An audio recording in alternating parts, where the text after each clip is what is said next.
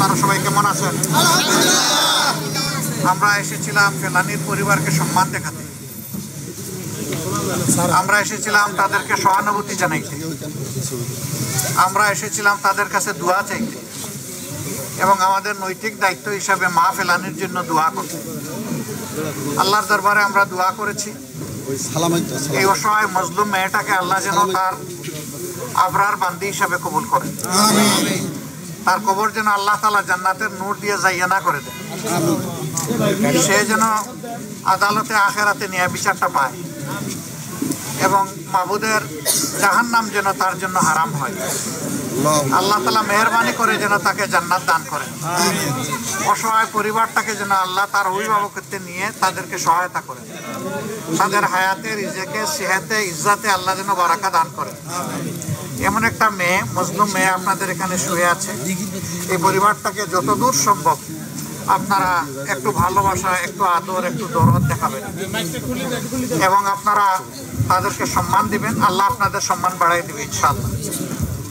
আমরা দোয়া করি সারা দেশে এরকম যে যেখানে মজলুম আছে আল্লাহ যেন সমস্ত মজলুমকে মুক্তি দান করেন, দেশে যেন কোরআনের আইনটা চালু হয়, মানুষ যেন ইনসাফ পায়, মানুষে মানুষে হিংসা বিদ্বেষ যেন দূর হয়, ঘুষ দুর্নীতি যেন বিলুপ হয়, চাঁদাবাজি যন্ত্রণাগুলা যেন না থাকে। আপনারা সবাই ভালো থাকুন, আল্লাহ তাআলা আপনাদেরকে তার খাজানায় ভালো রাখুন এবং এই এলাকাবাসীর উপর আল্লাহ রাহমান নাজিল করুন। আল্লাহ তাআলা শান্তির ফয়সালা দান করুন, সারা দেশের উপর আল্লাহ তাআলা শান্তির ফয়সালা দান করুন। আসসালামু আলাইকুম ওয়া রাহমাতুল্লাহি ওয়া বারাকাতুহু।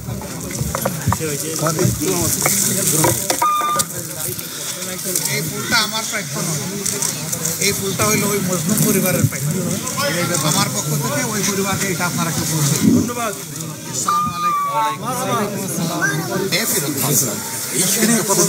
ভারত যেহেতু বিচারটা করবে, এটা তালবাহানা করতেছে, এক্ষেত্রে কি আন্তর্জাতিক আদালতে যাওয়ার দুইটা সুযোগ আছে। একটা হলো আমাদের দেশে হইতে পারে, যেহেতু আমরা আরেকটা হলো এবং সীমান্তের কাঁটাতারে পরিবারের সাথে কথা হচ্ছে ওইখানে। এটা হলো যে এই ব্যাপারে ইন্টারন্যাশনাল ক্রাইমস ট্রাইব্যুনাল যেটা আছে হেগে, সেখানে যেতে পারে।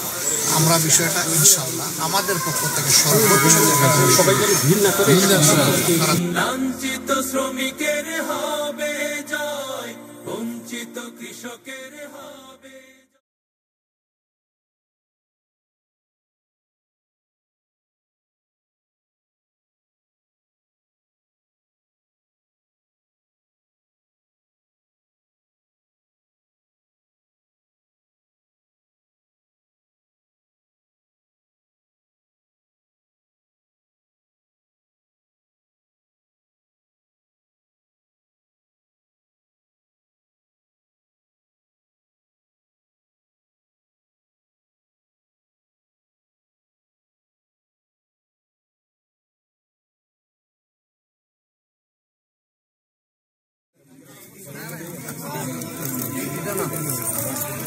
সবাই আপনারা ভালো থাকুন।